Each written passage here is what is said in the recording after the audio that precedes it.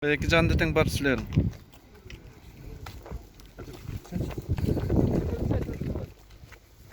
Урматтуу Кыргыз өкмөтү, Кыргыз мамлекетинин жетекчилери, жогорку кеңеш.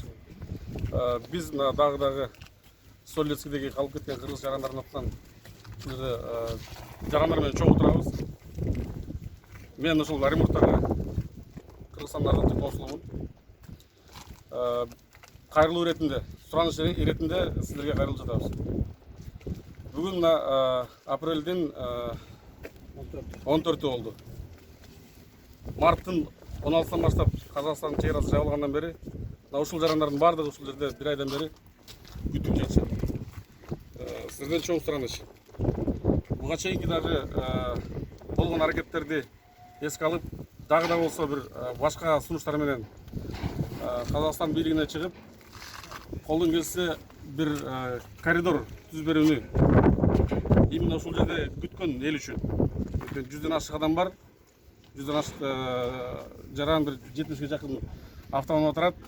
Булар толугу менен ошол мыйзамдын баардыгын сактап, ушул жергиликтүү бийликтин тартиптерине баш ийип, эч кандай мыйзам бузууларды кылбай, карантиндин сактап, ушул жерде күтүп беришти.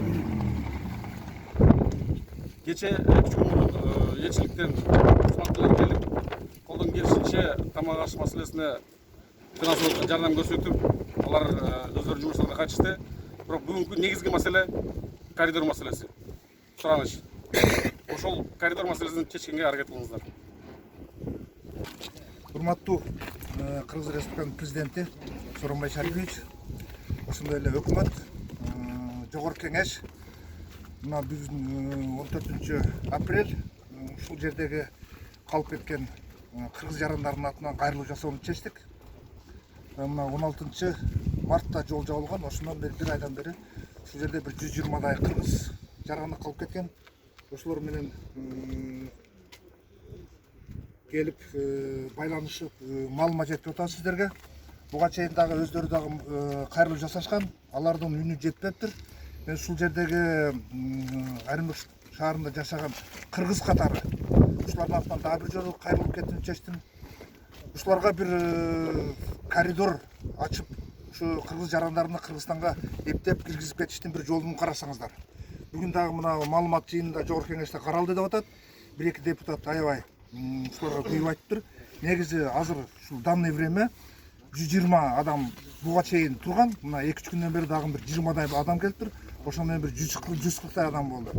Эми мындай жатканда депутаттар ушул нерсени бир күн тартибине коюп карап берсеңиздер, ушулардын маселесин чечип берсеңиздер. Мисалы үчүн Казакстан 1 майга чейин жапты, 30 апрелге чейин. Ага чейинки булардын жашоосу кандай болот? Ошол маселе. Кече мына өкүлчүлүктөн келип, кичине акча бөлүнүп, ошолор мына тамак ашына жардам берип кетишти. Анан бул жерде дагы айтып атышат. Маалымат каражаттары ушу 120 жаранды гостиницага жайгаштырышыптыр.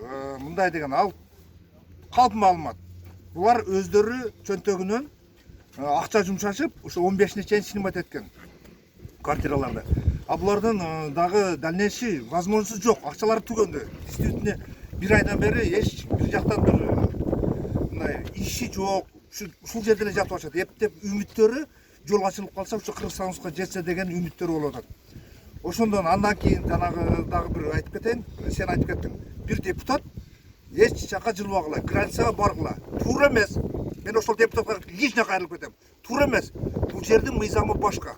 Эгерде ошондой депутаттын сөзүнө кирип алып, барып, ошол жерге туруп алсаңар, анда жазаңарды аласыңар. Сразу айтып коеюн. Туура эмес маалымат бергенсиздер. Урматтуу депутат, кимдер айтканыңа билбейм, атын айтпай койду. Урматтуу жарандар, дагы силерге айтып коеюн. Ушул жердин мыйзамын сактайлы. Биз Кыргызстанда эмеспиз. Кыргызстанда ладно, митинг кыла бересиңер. Бул жер болбойт. Себеби карантиндин эрежеси ошондой.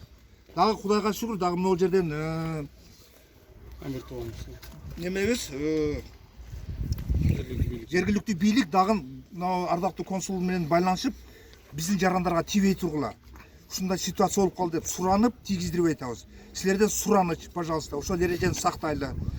Анан кийин дагы каралып кетчү нерсе, ушулардын эртең 15 эмес 20-сыга чейин бир тамак аштарына дагы кичине себелеп жеткиришим. А дальнейший кандай болот, булардын тагдыры өтө мындайча айтканда кыйын, оор маселе болуп атат. Ошон үчүн жогорку кеңеш бир резервденби, каяктан хотя бы ушулардын жатаканасы болбосо дагы ушу курсактарына акча бөлүп бериңиздер. Мындайча айтканда бир корооңо бир тогуң келбей калса деле издейсиң. А булар адам болуп атпайбы? Силерге депутаттарга мисалы үчүн шайлоодо эле адамдар керек болуп калат. Мындай моментте керек эмес болуп калабы? Ошол маселени да карап коюңуздар, силерден сураныч. Рахмат.